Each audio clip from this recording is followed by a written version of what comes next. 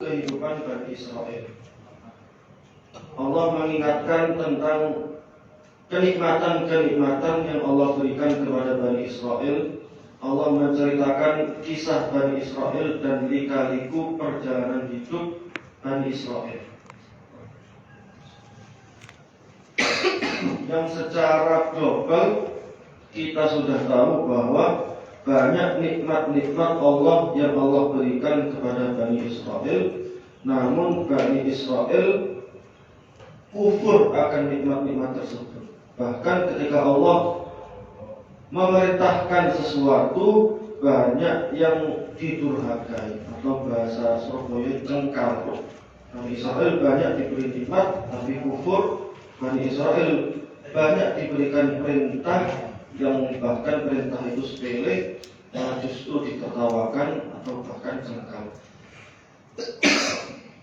Di sela-sela kisah Bani Israel yang banyak sekali tentang kecengkalannya, kedurhakaannya, di sela-sela itu semua Gusti Allah Subhanahu wa taala memberikan satu ayat yang menunjukkan bahwa memang banyak sekali umat Bani Israel yang membangkang pada nabinya, atau bahkan membunuh nabinya, mendurhakai perintah-perintah nabinya, mengkufuri nikmat-nikmat Allah yang Allah berikan kepada Bani Israel. Namun pada ayat ini dijelaskan bahwasanya tidak semua Bani Israel sedemikian rupa. Masih ada bagian orang-orang Bani Israel yang beriman kepada Nabi, yang beriman kepada Gusti Allah. Innal ladzina amanu, sesungguhnya orang-orang yang beriman, wal ladzina hadu, dan orang-orang Yahudi, wan Nasara, dan orang-orang Nasrani, was-sabiina, dan orang-orang sabi, man amana billahi wal yaumil akhir, yakni orang-orang yang beriman kepada Allah dan hari akhir, wa amila shalihat, dan beramal bagus. Jadi orang-orang Bani Israel, baik Yahudi, Nasrani maupun Sabi'in, yang beriman kepada Allah dan beramal bagus, maka falahum ajruhum inda rabbihim, maka bagi mereka pahala mereka di sisi Tuhan mereka. Wala khaufun alaihim, dan tidak ada kekhawatiran sama sekali atas mereka. Wala hum yahzanun, dan mereka tidaklah bersedih hati. Ini kabar gembira bagi Bani Israel yang mentaati perintah nabinya, yang beriman kepada Allah dan beriman kepada hari akhir, baik itu orang-orang Yahudi maupun Nasrani ataupun orang-orang Sabi pada zamannya. Bismillahirrahmanirrahim. Innal ladzina amanu, sesungguhnya orang-orang yang beriman, bil anbiya'i, dengan para nabi, min qablu, sebelum era Nabi Muhammad. Bahwasanya orang-orang beriman kepada para nabi sebelum era Nabi Muhammad. Walladzina hadu, dan orang-orang Yahudi, humul yahudu, yang dimaksud mereka adalah Yahudi. Walladzina hadu, yang dimaksud adalah Yahudi. Dalam tafsir lain disebutkan kenapa hadu itu bermakna Yahudi, karena hada ini bermakna raja'ah. Hada bermakna raja'ah, hadu bermakna raja'ah. Orang-orang yang kembali kepada Allah setelah penyembahan anak sapi yang dibuat oleh Musa As-Samiri.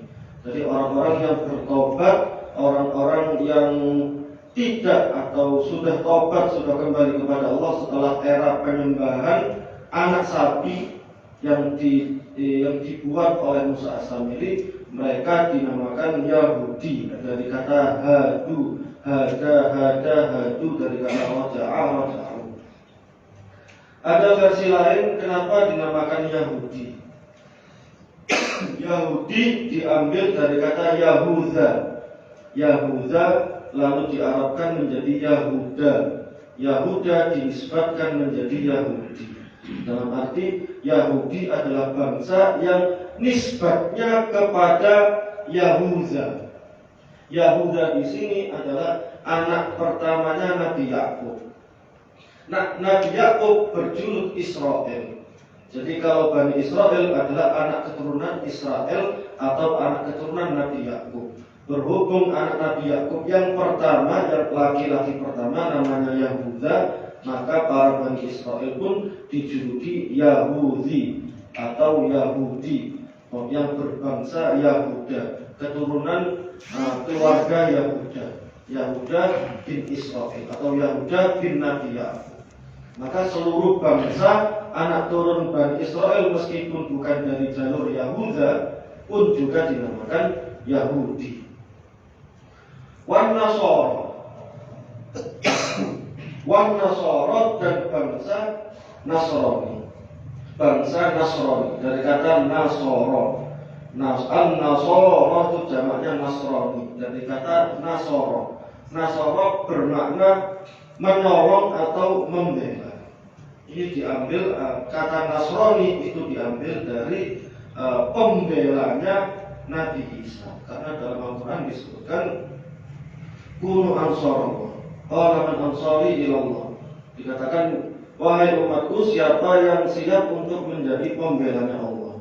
Maka para Hawariyun berkata, para pengikut setia Nabi Isa yang berjumlah 12 berkata, nahnu ansarullah, kami adalah ansarullah, para pembelanya Gusti Allah. Kunu ansarullah, maka Nasrani diambil dari kata pembelanya Allah. Dan Nasrani yang lurus itu nisbatnya kepada para pembelanya Nabi Isa yang bernama Hawariyun, bangsa Hawari. 12 orang dijuluki Hawari, pengikut setianya Nabi Isa, para pembelanya Gusti Allah. Itu dalam Al-Quran juga disebutkan, jadilah akunu ansarullah, jadilah para pembelanya Gusti Allah. Gusti Allah memang secara status sebagai Tuhan itu tidak membutuhkan apapun, tidak membutuhkan sesuatu, tidak membutuhkan makhluk, tidak membutuhkan apapun, tidak membutuhkan pertolongan apapun, tidak membutuhkan pembelaan apapun. Jadi kalau disebutkan Tuhan tidak perlu dibela, itu ada benarnya. Kenapa? Karena Tuhan, Gusti Allah, tidak membutuhkan untuk dibela. Tapi secara status Allah sebagai Tuhan tidak butuh pembelaan makhluknya, bahkan tidak butuh dibela oleh umat Islam, karena Allah sendiri adalah zat yang dikdaya. Meskipun Allah itu tidak perlu dibela, tapi perintah Allah dalam Al-Quran, kunu ansarullah, jadilah para pembelanya Gusti Allah. Gusti Allah tidak perlu dibela, tapi jadilah pembelanya agama Gusti Allah. Dengan cara apa? Dengan cara menegakkan syiar-syiar agama, dengan cara amar ma'ruf, memerintah kepada kebaikan, saling mengingatkan antara satu sama lain, dan juga nahi mungkar. Nahi mungkar adalah mencegah dari hal-hal yang mungkar. Hal tersebut kalau kita lakukan menjaga nama baik agama, menjaga syiar-syiar Allah, melakukan kebaikan dan menebarkannya atau amar ma'ruf, dan juga melarang dari kemungkaran, saling mengingatkan pada hal-hal negatif, hal-hal buruk, hal-hal kemungkaran, itu termasuk membela agamanya Gusti Allah. Gusti Allah tidak perlu dibela, tapi kita sebagai hamba diperintahkan untuk membela Gusti Allah, dalam arti membela agamanya Gusti Allah. Jadi kalau Tuhan tidak perlu dibela, dalam arti Allah tidak membutuhkan pembelaan manusia, itu bisa dibenarkan. Tapi kalau Tuhan tidak perlu dibela, dalam arti kita tidak perlu membela Allah, kita tidak perlu membela, atau kita tidak harus atau tidak usah membela Allah dan tidak usah membela agama Allah, itu makna yang keliru. Jadi sekali lagi, Tuhan tidak perlu dibela itu memiliki dua sisi. Kalau diartikan Tuhan tidak membutuhkan untuk dibela, tidak membutuhkan pembelaan makhluk, itu arti yang benar. Tapi kalau diartikan Tuhan tidak perlu dibela dalam arti kita tidak usah membela Allah, tidak usah membela agama Allah, ini arti yang keliru.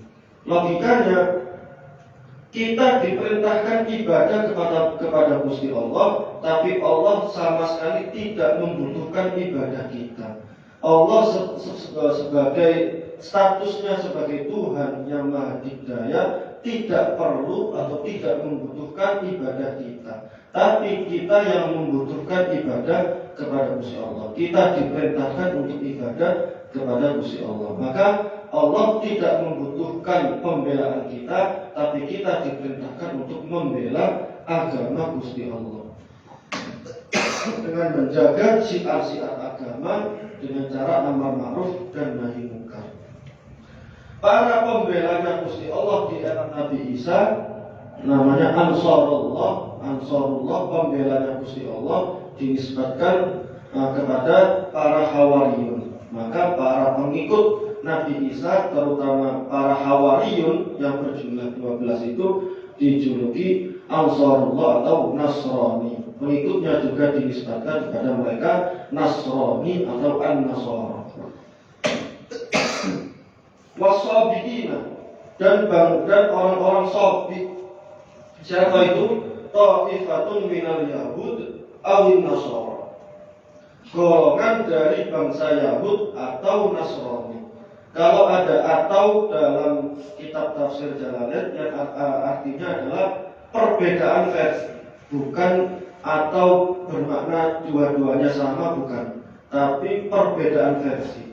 Seperti halnya dalam ilmu hadis, ilmu riwayat hadis, ketika ada periwayat hadis memberikan kata atau bermakna atau umpama 2 atau 3, maka bukan berarti 2 dan 3 itu sama. Tapi para ahli hadis dan ahli tafsir mengatakan atau itu karena adanya versi.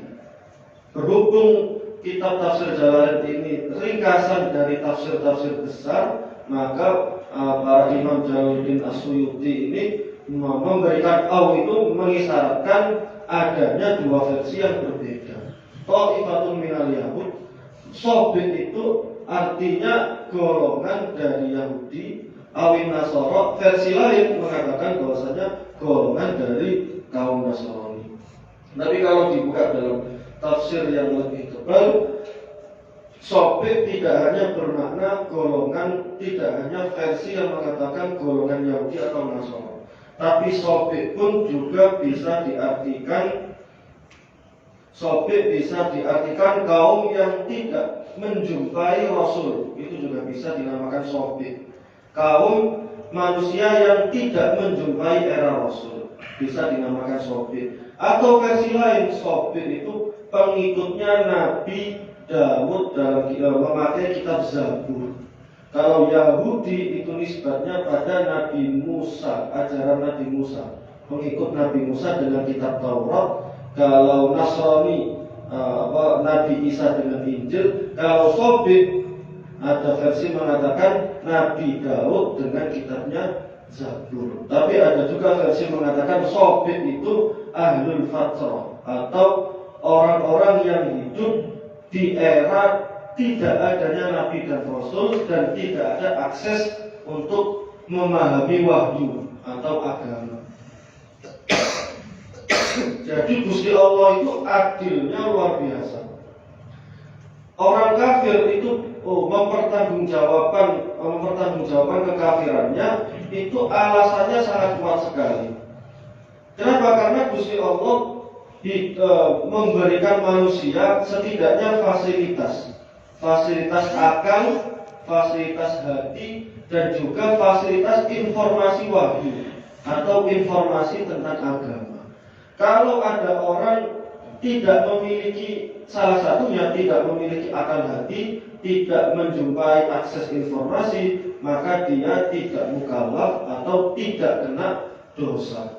Orang yang tidak punya akal berarti orang gila. Orang gila tidak mukallaf atau tidak terbebani syariat Islam. Kalau dia mati, ya dia mati tidak memiliki dosa.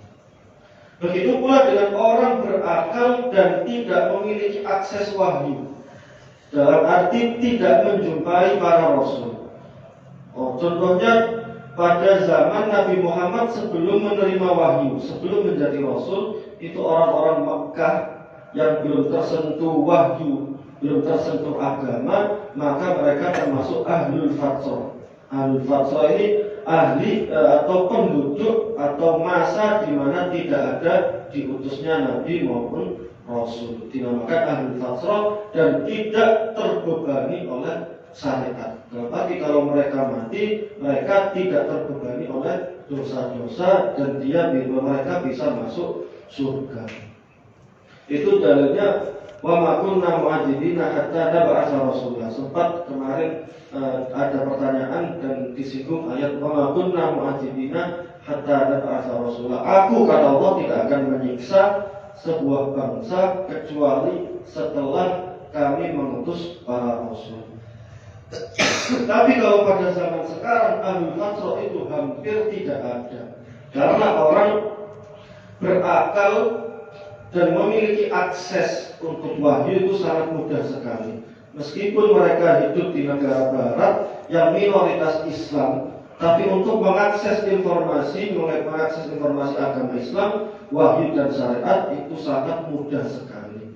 Hanya masuk internet, masuk Google, masuk YouTube, ditulis apa itu Islam, bagaimana Islam, bukti kebenaran Islam, itu sangat mudah sekali. Sehingga orang-orang pada zaman sekarang tidak bisa dinamakan ahlul fatrah meskipun hidupnya di barat yang minoritas Islam, karena Allah sudah memberikan fasilitas akal dan juga memberikan fasilitas wahyu. Jadi as-sabiq bisa diartikan ahlul fatrah atau orang-orang yang tidak menjumpai era Rasul. Orang-orang beriman dan Yahudi dan Nasrani dan Sabi, yakni man amana minhum billahi wal yaumil akhir, yakni orang-orang beriman kepada Allah dan hari akhir, fi zamani nabiyina, pada zaman Nabi Muhammad.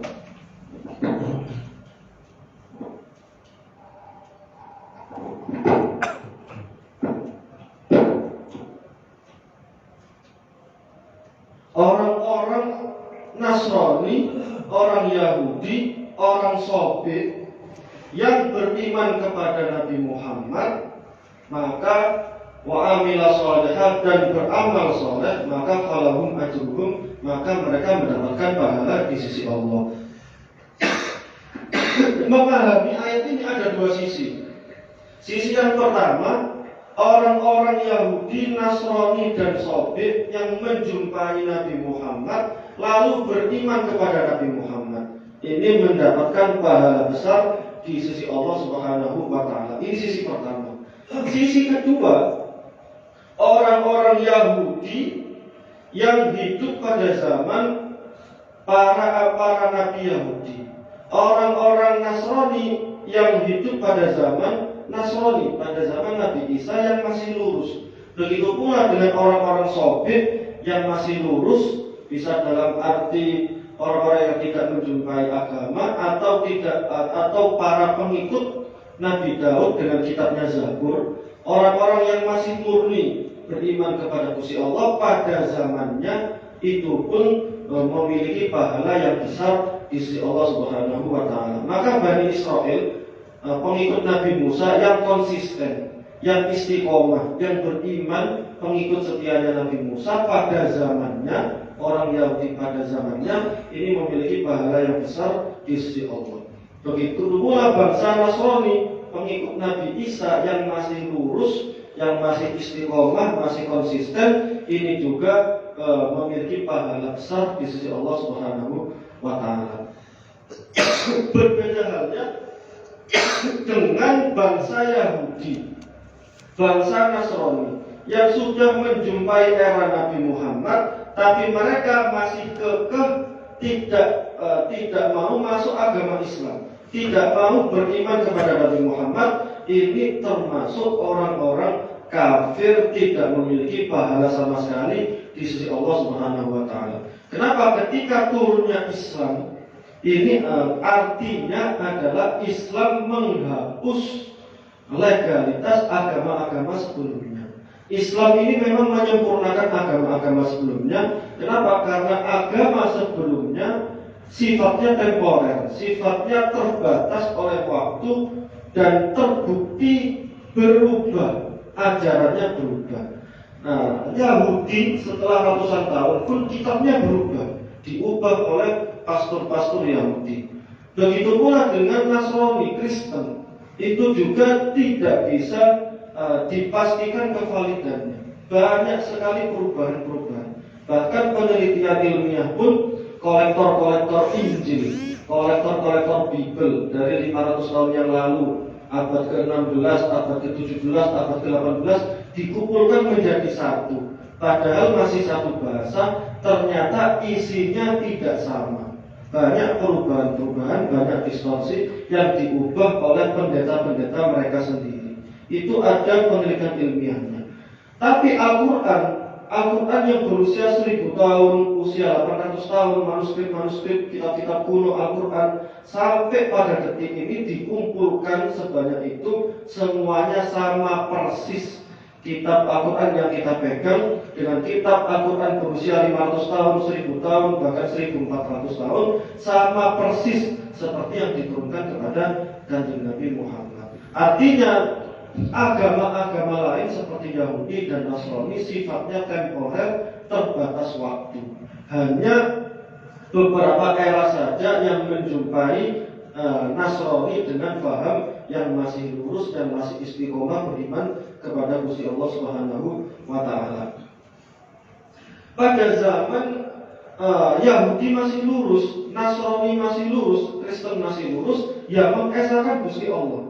Tuhan hanya Gusti Allah. Tapi ketika setelah era perubahan-perubahan itu validasinya sudah kuat, maka timbullah pemahaman-pemahaman yang menyimpang, seperti halnya pemahaman Trinitas, Tuhan tiga dalam kesatuan. Artinya Allah, kata versi Kristen yang sudah melenceng dalam ajaran tauhid, Allah Tuhan Bapa kata mereka, atau Maryam adalah Tuhan suci atau Tuhan suci. Terus Nabi Isa atau Yesus dikatakan Tuhan Anak. Ini termasuk ideologi Trinitas yang sudah dinas dalam Al-Quran. Mereka kaum Nasrani yang meyakini Tuhan Trinitas itu hukumnya kafir. Laqad kafara alladziina qalu innallaha tsalitsu tsalasa. Dalam ayat dikatakan telah benar-benar kafir orang-orang yang berkata, yang berideologi innallaha tsalitsu tsalasa. Sesungguhnya Allah adalah Tuhan Trinitas, Tuhan tiga, seperti yang diyakini oleh Kristen. Ini hukumnya kafir. Kalau orang Nasrani pada zamannya yang masih lurus beriman kepada Gusti Allah, maka mereka dianggap orang beriman dan memiliki pahala besar di sisi Gusti Allah. Islam datang menghapus legalitas, menghapus resminya agama-agama langit, agama-agama Gusti Allah, sehingga hanya Islam saja yang diakui di sisi Allah Subhanahu wa taala dan dijamin kevalidannya, dijamin kebenarannya sampai hari kiamat nanti. Maka jika ditanyai agama yang benar hanya satu, agamanya agama Islam. Inna dina indallahil Islam. Bahwasanya sesungguhnya satu-satunya agama yang benar di sisi Allah adalah Islam. Wa may yabtaghi ghairal islami dinan fala yuqbal minhu wa huwa fil akhirati minal khasirin. Barang siapa yang memeluk agama selain Islam, wa may yabtaghi ghairal islami dinan, barang siapa yang memeluk agama selain Islam, fala yuqbal minhu, maka dia tidak akan diterima dan dia termasuk orang-orang yang rugi di akhirat nanti. Ini termasuk dalil yang sangat kuat sekali bahwasanya agama yang benar satu-satunya adalah agama Islam. Agama lainnya sudah dicoret, sudah tidak legal, sudah masuk kategori salah, sesat di sisi Allah Subhanahu wa taala. Ini sangat penting. Seperti pembahasan yang sebelumnya, bahwasanya ada dua sisi. Sisi pertama, makna pertama adalah orang Yahudi pada zamannya. yang beriman kepada Nabi Musa, yang beriman kepada nabi-nabi mereka yang masih lurus, maka mereka beriman dan mendapatkan pahala di sisi Allah. Begitu pula Nasrani, orang-orang yang masih komitmen istiqomah pada zamannya dan masih lurus, maka dia termasuk orang-orang yang beriman. Tapi kalau sudah masuk era Islam, maka agama yang benar, yang legal hanyalah Islam dan mereka wajib masuk Islam. Itu ceritanya. Asbabun nuzulnya itu banyak sekali orang-orang yang mantan Yahudi atau mantan Nasrani yang membuktikan kebenaran Nabi Muhammad. Contoh Salman Al-Farisi, itu dari Persia sekitar tanah Iran. Itu dulunya Majusi. Majusi itu penghamba api atau penyembah api atau Zoroaster. Kalaupun tidak bisa dinamakan penyembah api, setidaknya sesembahan-sesembahan mereka, ritual ibadah mereka itu syarat dengan benda-benda api. Tempat peribadatannya dengan api.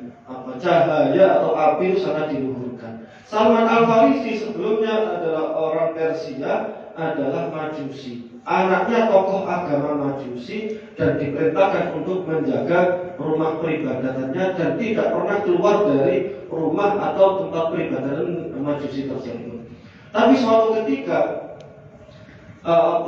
Salman Al-Farisi yang masih Majusi itu keluar ke pasar, lalu mendengar desas-desus atau pernah melihat seorang Nasrani beribadah di gerejanya, di rumah ibadahnya, melihat cara beribadahnya. Lalu Salman Al-Farisi lebih tertarik pada agama Nasrani karena ritualnya lebih cocok daripada ritual yang dilakukan oleh bangsa Majusi.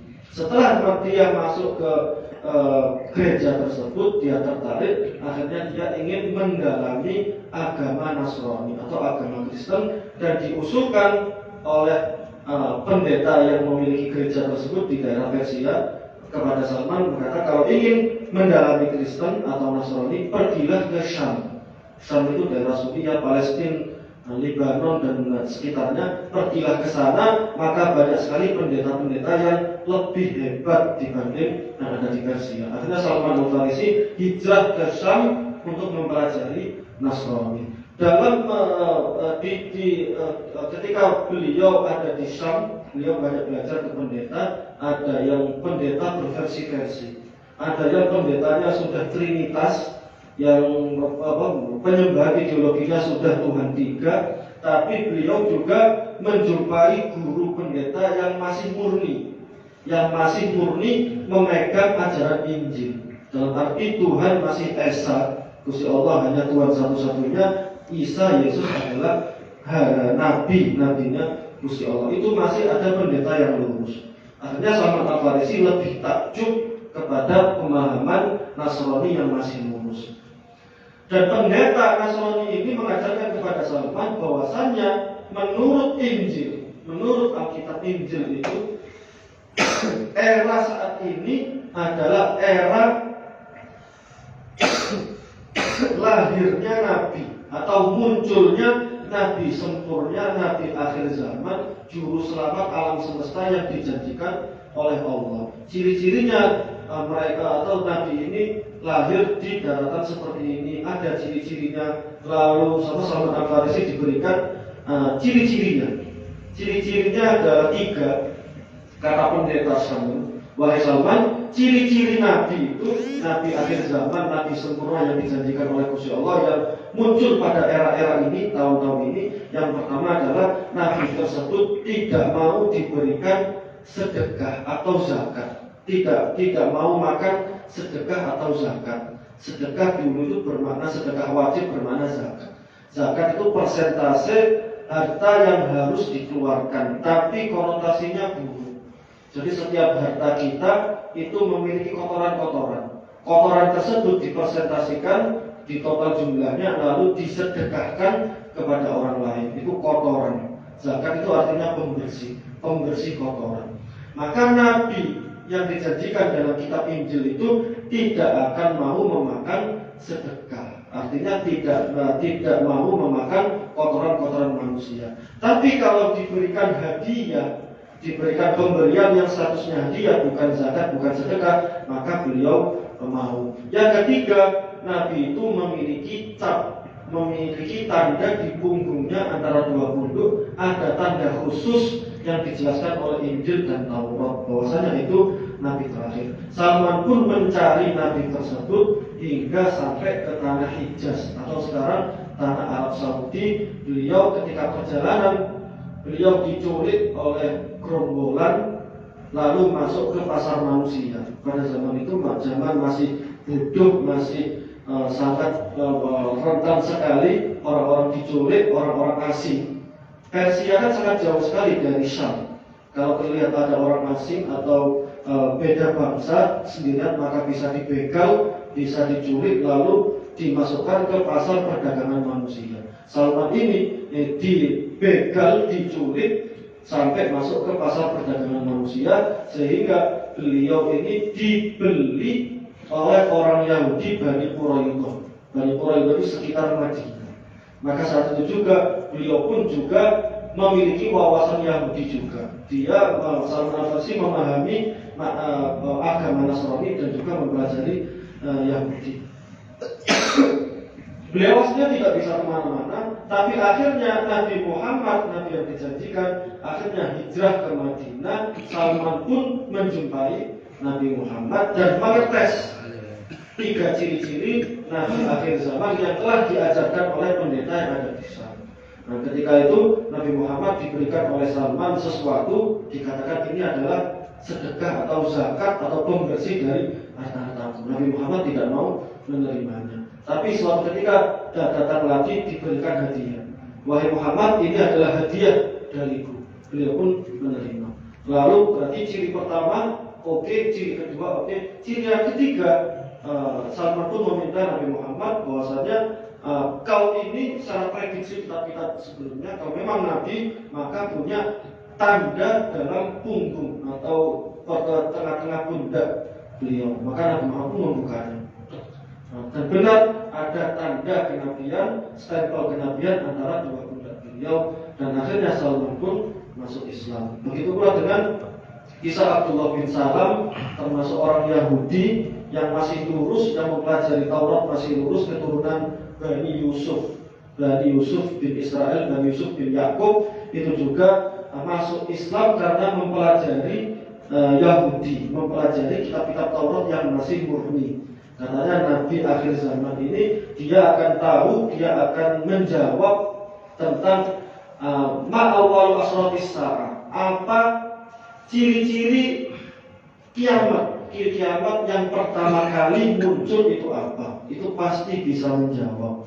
Yang kedua, apa makanan pertama ahli surga? Yang ketiga, bagaimana proses janin bisa menjadi laki-laki dan bisa menjadi perempuan. Dan Nabi Muhammad pun juga menjawab satu persatu. Ciri-ciri akhir zaman, tanda-tanda kiamat yang pertama adalah keluarnya api di daerah timur, lalu api itu berjalan atau menggiring para manusia sampai ke tanah barat. Pokoknya dijawab satu persatu pertanyaannya, dan itu terbukti sesuai janji kitab Taurat, dan Abdullah Salam pun mengiklankan masuk Islam. Abdullah bin Salam termasuk bisa dikatakan pimpinan Yahudi pada zamannya, pada zaman era Nabi Muhammad. Bahkan Abdullah bin Salam pun mengumumkan kepada para sahabat, wahai Rasulullah dan para sahabatnya, kamu tak kasih tahu tipikal orang Yahudi.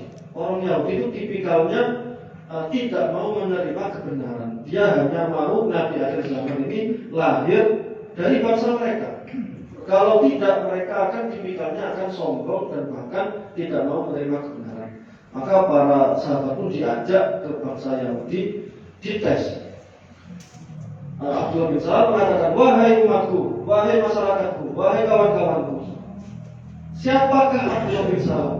Kalian tahu siapakah aku? Kata Abdullah bin Salam. Maka orang Yahudi menjawab, oh, kau adalah pastor kami, orang yang pintar, orang yang cerdas, alim bin alim. Kau adalah orang pintar, putranya orang pintar, cucunya orang pintar, cicitnya orang pintar. Kau adalah orang baik, putranya orang baik, cucunya orang baik, cicitnya orang baik. Lalu Abdullah bin Salam memancing, wahai umatku, andaikan aku beriman masuk Islam, mengimani ajaran Muhammad, apakah kalian percaya? Maka masyarakat menjawab, saya tidak akan percaya, kami tidak akan percaya, karena kau adalah orang yang pintar, orang yang cerdas. Maka satu juga Abdullah bin Salam mengiklankan, mendeklarasikan keislamannya, wahai umatku, wahai bangsa Yahudi, asyhadu an la ilaha illallah wa asyhadu anna Muhammadan Rasulullah. Bahwasanya aku telah bersyahadat, telah masuk Islam. Maka satu juga masalah gonjang-ganjing dan mencaci maki Abdullah bin Salam. Abdullah bin Salam adalah orang buruk, putranya orang buruk, cucunya orang buruk.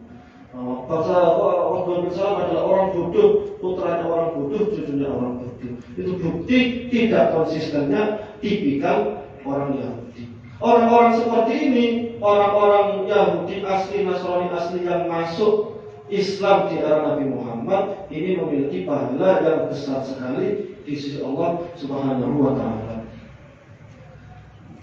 Ayat ini juga disalah kaprai oleh orang-orang pada zaman sekarang dan banyak sekali ditemukan di buku-buku pemikiran modern, terutama di kampus-kampus Islam. Itu sangat bahaya sekali paham liberalisme, paham liberal yang mengusung ideologi pluralisme agama. Plural itu artinya lebih dari satu. Kalau pluralitas artinya keberaneka-ragaman. Pluralitas itu mengatakan bahwa suatu masyarakat, suatu bangsa memiliki perbedaan antara satu sama lain. Seperti Indonesia memiliki agama yang bermacam-macam, memiliki suku yang bermacam-macam. Ini namanya pluralitas. Kalau pluralisme itu menyamabenarkan, mensejajarkan antara perbedaan. Itu pluralisme, paham yang menyelaraskan perbedaan. Kalau pluralisme agama atau bahasanya pluralisme tauhid, pluralisme ideologi, itu artinya menyamabenarkan semua agama. Itu banyak sekali kaum liberal dalam buku-buku mereka yang mengusung paham pluralisme agama, menyamabenarkan agama. Bahkan orang-orang seperti ini yang sarjana agama, bahkan doktor dalam bidang agama Islam, atau bahkan Gus yang sekarang titelnya sudah Kiai Haji, itu pimpinannya juga ada orang seperti itu bahkan secara terang-terangan orang-orang liberal mengatakan semua agama sama, menyamabenarkan agama. Memakai ayat apa? Memakai ayat ini. Mereka berkata, innal ladzina amanu, orang-orang yang beriman, wal ladzina hadu, dan orang-orang Yahudi, wal nasara, dan orang-orang Nasrani, dan juga Sofi, mereka adalah orang-orang yang beriman dan mendapatkan pahala besar di sisi Allah Subhanahu wa taala. Maka dari itu kata mereka, agama-agama semuanya ini adalah sama benarnya. Yahudi juga benar, Nasrani juga benar. Ini paham yang sangat bahaya sekali, tapi sama sekali tidak masuk akal. Paham atau ideologi yang tidak masuk akal secara dasarnya, secara pokoknya, mereka akan mendeklarasikan sebagai orang yang paling berakal. Contohnya orang yang tidak bisa toleransi, mereka akan keluar tentang toleransi. Orang-orang yang tidak Pancasialis, orang-orang koruptor, pejabat-pejabat yang gila hormat akan mengusung atau mengaku dirinya paling Pancasila. Begitu pula dengan liberal.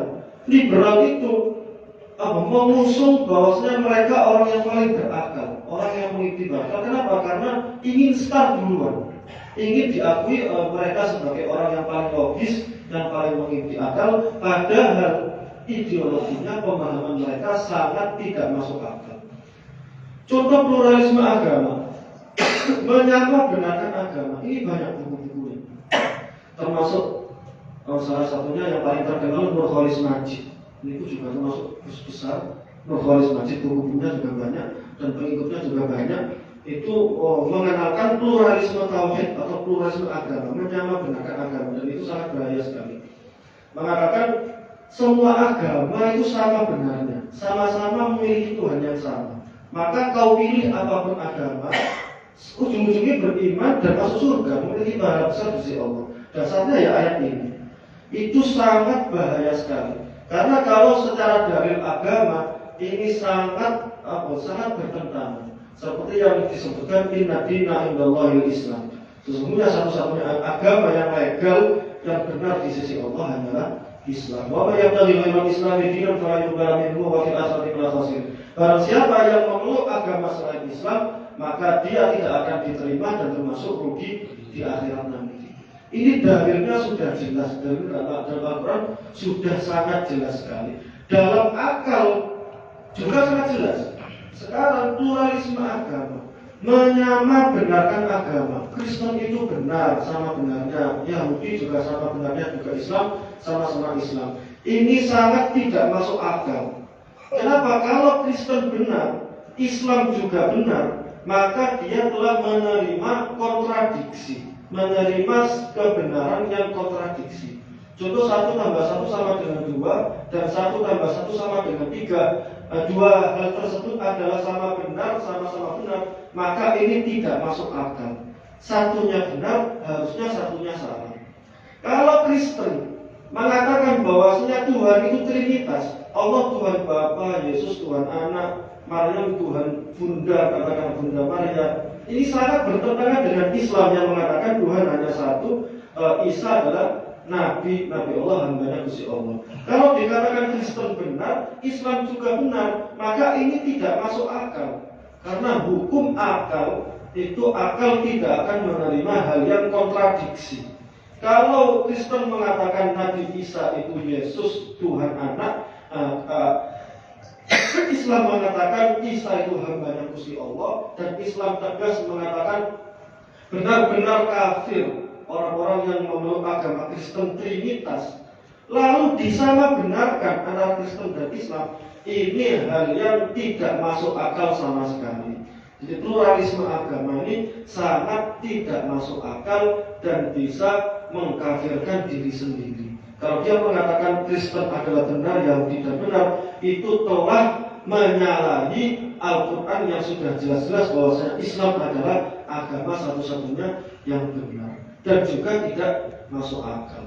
Ada juga yang mengatakan agama itu sama benarnya, menyamabenarkan agama dalam arti kebenaran itu relatif.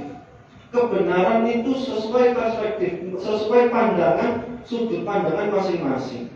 Kalau ada orang meyakini kebenaran menurut dia, yaitu kebenaran, atau kebenaran menurut satu yang bertentangan, kalau dia meyakini kebenaran, yaitu kebenaran. Itu namanya paham relativisme.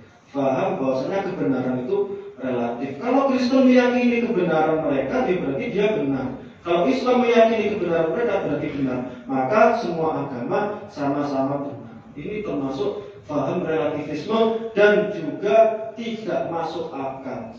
Kenapa? Karena kebenaran itu tidak bersifat relatif. Kebenaran secara sains modern, kebenaran adalah bersifat absolut, bersifat satu. Kebenaran hanyalah satu. Kalau 1 tambah 1 sama dengan 2, itu hal yang benar, maka 1 tambah 1 sama dengan 3, ini adalah perhitungan yang jelas salah. Kalau Islam itu agama yang benar, maka Kristen dan Yahudi adalah agama yang salah. Ini yang masuk pemahaman pluralisme agama dan relativisme agama atau multikulturalisme ini banyak dipahami oleh mahasiswa-mahasiswa, termasuk mahasiswa yang Islam, mahasiswa kampus-kampus Islam, jurusan studi-studi agama atau jurusan filsafat, itu sangat bahaya sekali dan banyak atau ada sebagian yang memiliki paham-paham yang menyimpang, terutama dosen-dosen yang tidak jelas belajar Islamnya di mana, terutama belajar di Barat, belajar Islam di Barat, belajar Islam pada orang-orang Yahudi. Banyak sekali orang-orang yang baru belajar Islam di Barat, dosennya Yahudi, dosennya Nasrani, pulang-pulang membawa paham liberalisme mengatakan semua agama sama-sama benar. Ini bahaya sekali. Kalau perbedaan agama dalam masalah fikih itu masih bisa dikompromi. Contoh, NU kunut, Muhammadiyah tidak kunut. NU murutan, maulidan, Muhammadiyah tidak. Ini ranahnya ranah fikih. ranahnya bukan ranah akidah, bukan ideologi, maka bisa dibenarkan. Terus podo-podo, kalau kunut, bahkan NU pun mengatakan kunut tidak wajib. Berarti orang-orang yang tidak kunut ya tidak masalah. Ziarah kubur maulid tidak wajib, maka orang yang tidak maulid tidak ziarah kubur ya tidak masalah. Itu perbedaan fikih yang tidak membahayakan. Tapi kalau perbedaan akidah, orang hanya mengatakan iya saja, hanya mengiyakan saja, itu bisa keluar dari Islam. Contohnya, ada orang katakanlah profesor memakai bahasa akademisi, bahasa ilmiah, mengatakan bahwasanya semua agama itu sama-sama benarnya. Kristen, Yahudi itu sama benarnya.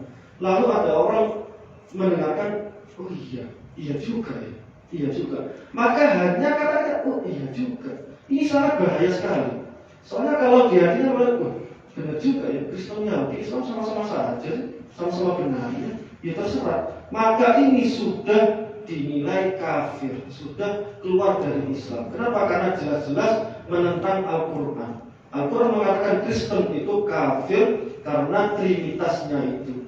Dan Islam adalah agama yang benar. Dan siapa yang memeluk agama selain Islam, maka dia akan rugi dan tidak diterima di sisi Gusti Allah. Ini hanya mengiyakan saja sudah keluar dari Islam. Itu paham yang sangat bahaya sekali. Perbedaan hukum antar fikih itu tidak berbahaya, bahkan justru bisa toleransinya sangat tinggi. Tapi kalau perbedaan akidah, ideologi ini sangat membahayakan. Apalagi liberalisme, pluralisme yang jelas-jelas tidak masuk akal ini justru dibawa oleh orang-orang yang mengaku dirinya akademisi, yang mengaku dirinya orang-orang kuliah atau perguruan tinggi, dan itu sangat bahaya sekali. Biasanya dibalut dengan bahasa-bahasa ilmiah. Contoh kebenaran itu tergantung menurut pendapat masing-masing. Ini pernyataan yang biasa. Tapi kalau kebenaran itu sifatnya relatif atau relativisme, orang-orang mahasiswa yang baru yang wawasannya tidak luas, dia langsung terkesima dengan bahasa-bahasa ilmiah tersebut. Kebanyakan mahasiswa yang kena kesesatan tersebut kebanyakan mahasiswa sing gampang takjub dengan istilah-istilah ilmiah, istilah-istilah kebarat-baratan. Makanya dalam Al-Quran dikatakan wa kadzalika ja'alna likulli nabiyyin aduwwan syayatinal insi wal jinni yuhi ba'dhum ila ba'dhin zukhrufal qawli ghurura. Bahwasanya kata Gusti Allah, aku menjadikan setiap era nabi, setiap nabi aku memberikan cobaan berupa para setan dari kalangan manusia dan jin. Yuhi ba'dhum ila ba'dhin zukhrufal qawli ghurura, yang menebarkan kesesatan dibungkus dengan zukhrufal qawli ghurura, kebohongan yang dibalut dengan bahasa-bahasa indah, bahasa-bahasa yang memukau. Dan terbukti pada zaman sekarang kesesatan ideologi kebanyakan dibungkus dengan bahasa-bahasa ilmiah. Maka apalagi ayat ini, innal ladzina amanu wal ladzina hadu, sesungguhnya orang beriman, orang Yahudi, orang Nasrani itu ya mereka mendapatkan pahala di sisi Gusti Allah. Itu mereka terjemahkan memakai terjemahan. Soalnya kebanyakan dosen-dosen meskipun yang profesor bidang agama, kebanyakan yang mengikuti pemahaman ini kebanyakan gak iso maca kitab, gak iso memahami Al-Quran secara bahasa Arab. Padahal Al-Quran itu mukjizatnya sisinya adalah bahasa Arab. Dan sistem tafsir yang bisa memahamkan Al-Quran itu ya tafsir yang diajarkan oleh Kanjeng Nabi dan para sahabat, para ulama. Contoh, bagaimana ketika ada dua ayat yang berbeda surat, maka digabungkan. Kalau satunya mutlak tanpa embel-embel, satunya ada embel-embel, maka digabungkan antara dua ayat tersebut. Kalau ayat ini umum, satunya ayat yang ada di surat lain spesifik lebih khusus, maka digabungkan antara satu sama lain. Satu tema digabungkan satu tema lain. Tidak bisa program model tafsir satu ayat diartikan secara terjemahan kok, tanpa ada sisi bahasa Arab, tanpa ada sisi usul fikih, usul tafsir, ilmu yang lain, mubalaghah, tidak bisa dibandingkan, itu tidak bisa. Sedangkan orang-orang yang membawa ayat innal ladzina amanu wal ladzina hadu yang kebanyakan mengambil dari terjemahan saja.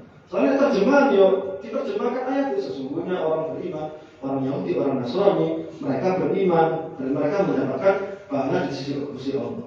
Itu secara terjemah bahasa Indonesia. Mereka memahaminya sangat fatal sekali. Padahal kalau mempelajari tafsir dan digabungkan melihat dengan ayat-ayat perbandingan ayat lain, maka jelas bahwasanya mereka Yahudi atau Nasrani yang beriman kepada Allah dan mendapatkan pahala adalah Yahudi yang hidup pada zaman Yahudi sana dan masih konsisten lurus. Begitu pula dengan Nasrani yang masih lurus, masih istiqomah pada zamannya. Tapi kalau Islam datang, sudah tidak berlaku lagi. Islam hanya Islam agama satu-satunya yang benar. Ibarat seperti ayat Faqtulul musyrikina, bunuhlah orang-orang musyrik. Kalau kita membaca terjemahan Al-Quran versi bahasa Indonesia, saya bunuhlah atau perangilah orang-orang musyrik. Akhirnya orang muslim tahu-tahu kita jahati, kita bunuh. Padahal banyak sekali ayat-ayat Al-Quran yang bisa dipahami antara satu ayat dengan ayat yang lain, bisa saling melengkapi, saling memahamkan, dan itu sudah diajarkan cara mentafsirnya oleh kanjeng Nabi, oleh para sahabat dan para ulama-ulamanya. Tidak bisa sedikit ayat Al-Quran langsung diterjemahkan, langsung diartikan. Tidak bisa ada metode khusus ahli tafsir memahami Al-Quran. Kalau orang-orang liberal itu memiliki metode yang tersendiri, metode tafsir yang diambil dari orang-orang liberal atau orang-orang Kristen yang bahasanya putus asa dengan kitab Bible. Itu ada nama tafsir hermeneutika. Mungkin orang-orang kampus jurusan ilmu Al-Quran dan tafsir tahu tafsir hermeneutika. Itu biasanya bisa sangat mudah sekali dan sangat bahaya sekali. Orang-orang liberal kalau ingin merubah Al-Quran itu tidak bisa. Karena Al-Quran selamanya tidak akan bisa diubah secara lafal. Tidak akan bisa diubah sampai hari kiamat. Begitulah dengan hadis. Hadis Nabi sudah terbukukan. Puluhan ribu hadis, bahkan ratusan ribu hadis sudah dibukukan, sudah menjadi kitab dan tidak akan bisa diubah. Maka satu-satunya cara mengubah pemahaman Islam adalah dengan cara mengubah metode tafsir. Namanya tafsir hermeneutika. Ini tafsir diambil dari kaum liberal. Bahkan ada sebagian kampus yang mempelajari tafsir ini. Kampus-kampus yang sekitar ini banyak sekali. Nah, sebagian yang mempelajari tafsir hermeneutika, dan itu sangat bahaya sekali. Contoh kasarannya ini, diharamkan babi. Hermeneutika itu sistemnya ini, memahami buku sesuai dengan zaman penulisnya. Itu namanya hermeneutika. Memahami buku sesuai dengan zaman penulisnya. Orang-orang Kristen yang putus asa atau orang agama yang putus asa memahami kitabnya itu gayanya gak pengen terikat dengan kitab suci mereka. Bahasanya Allah itu hanya berlaku pada zaman mereka. Sekarang sudah tidak relevan, sudah tidak pantas untuk diterapkan pada zaman modern ini. Nah, hal tersebut diterapkan pada Al-Quran. Al-Quran sebetulnya sudah sempurna. Sistem cara memahami Al-Quran sudah sempurna. Sudah menjadi disiplin ilmu tersendiri. Disiplin ilmu tafsir. Ada usul tafsir, ada usul fikih, ada ilmu nahwu, ilmu sharaf, ilmu balaghah dan sebagainya. Banyak sekali ilmu, perangkat-perangkat ilmu untuk memahami Al-Quran. Tapi mereka mengenalkan tafsir hermeneutika yang diambil dari orang-orang di luar Islam. Jadi cara memahami Quran mereka, di Al-Quran babi itu diharamkan. Kita lihat dulu babinya seperti apa. Yang diharamkan berarti babi yang ada di Arab dan pada zaman Kanjeng Nabi. Kalau babi-babi Indonesia tidak ada apa-apa. Itu sistem hermeneutika secara gampangannya seperti itu. Tapi contohnya sangat banyak sekali tafsir-tafsir mereka yang ingin mengubah pemandangan atau pandangan Islam tentang Al-Quran dan hadis. Dan itu sangat bahaya sekali. Dan ayat ini innalladzina amanu walladzina hadu ila akhir, ini biasanya sebagai ayat yang dijual oleh orang-orang liberal, dan itu sangat bahaya sekali. Orang menyamaratakan agama. Ini tidak hanya cerita-cerita, soalnya pulau itu langsung diberhadapan oleh orang-orang seperti itu. Bahkan kakak kelas saya ini yang melanjutkan kuliah di luar ngobrol sama saya, pemahamannya seperti itu. Orang-orang Islam, Yahudi, Nasrani sama-sama beriman. Buka Quran, surah Al-Baqarah, sama-sama masuk surga, sama-sama benar di sisi Allah. Kira-kira begitu. Kok bisa? Orang mondok terus kuliah sok bisa sampai terkena paham tersebut, dan itu sangat bahaya sekali. Kebanyakan mahasiswa ini mahasiswa yang gampang takjub dengan bahasa ilmiah dan wawasan bukunya sangat sempit sekali. Orang-orang seperti ini harus membaca buku yang menentang tentang liberalisme. Orang boleh membaca buku liberalisme, tapi harus diimbangi dengan buku-buku yang menentang liberalisme. Karena dikatakan bahwa ulama mengatakan wabil bid'i yatabayyanu asya. Kalau kita ingin membandingkan, kalau ingin permasalahan itu tampak jelas, maka bandingkan dengan kontra. Pro, pemahamannya pro, maka harus dibandingkan dengan kontra. Kalau kita membaca buku-buku liberal, maka bandingkan dengan buku-buku yang anti liberal. Maka kita akan bisa membaca mana ideologi yang kuat, mana ideologi yang lemah dan tidak masuk akal. Itu harus diimbangi. Nah, orang-orang pada sekarang malas baca buku, mahasiswa sok ilmiah, kedengar bahasa-bahasa ini langsung terbuka. Bisa saat itu sangat bahaya sekali. Salah satu tokoh yang getol memerangi liberal itu ada namanya Profesor Sayyid Naqib Al-Attas dari Malaysia. Cuma aslinya itu Bogor, keturunan Habib Abdullah bin Muhsin Al-Attas Empang Bogor. Terus beliau kecilnya di Jakarta, besarnya di Malaysia. Itu Profesor Sayyid Naqib Al-Attas. Itu bukunya sangat banyak sekali. Beliau belajar Islam sangat kuat sekali. Beliau juga kuliah di Chicago kalau nggak salah, di Amerika sana. Di Barat beliau langsung belajar sama orang-orang liberal. Akhirnya tuntas membuat buku-buku yang menyerang, yang membantah paham liberalisme. Itu Profesor Sayyid Naqib Al-Attas. Murid-murid beliau banyak sekali di Indonesia. Contoh Profesor Hamid Fahmi Zarkasi, rektornya Gontor. Ada juga Dr. Adian Husaini, ketua Dewan Dakwah, termasuk banyak sekali murid Profesor Naqib Al-Attas. Sekarang beliau umur 90-an. Jadi guru besar di kampus-kampus Malaysia. Tapi sudah jarang-jarang tampil. Profesor Naqib Al-Attas bisa dilihat di YouTube. Profesor Sayyid Naqib Al-Attas itu banyak ceramah-ceramahnya cuma dalam bahasa Inggris. Soalnya Malaysia itu kampusnya kebanyakan bahasa Inggris.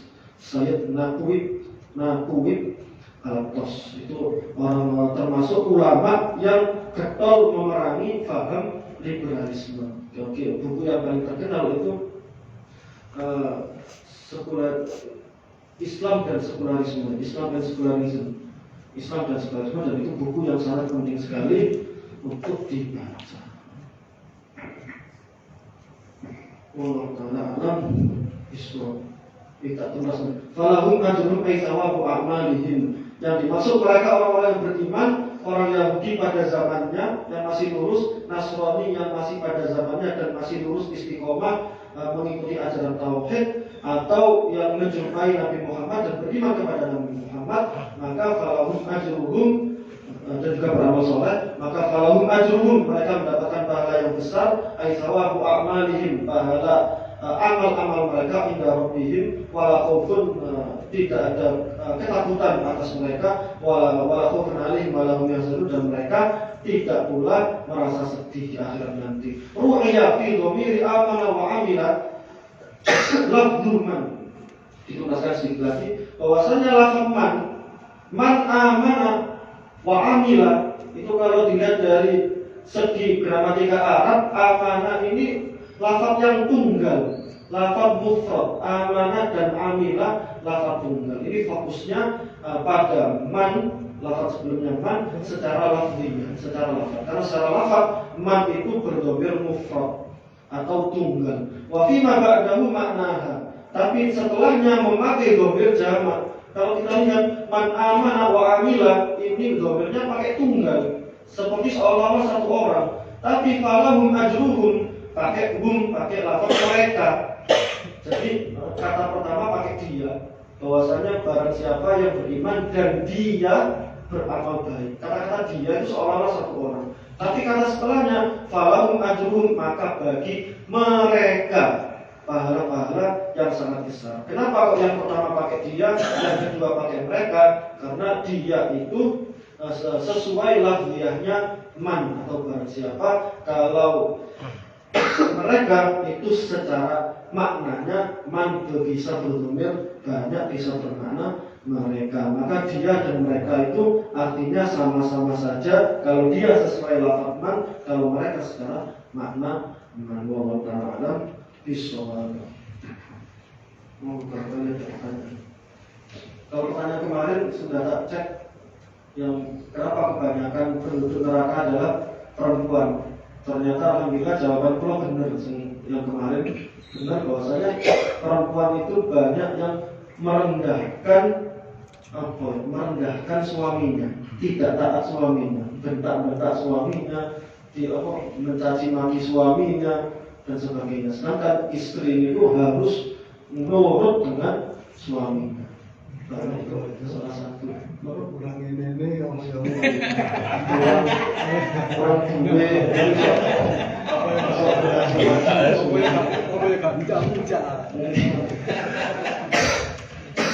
Tapi Islam pun juga nemu istri yang seperti itu, bukan berarti suami langsung ini gak nyalakan sehingga ada keretakan keluarga, tidak.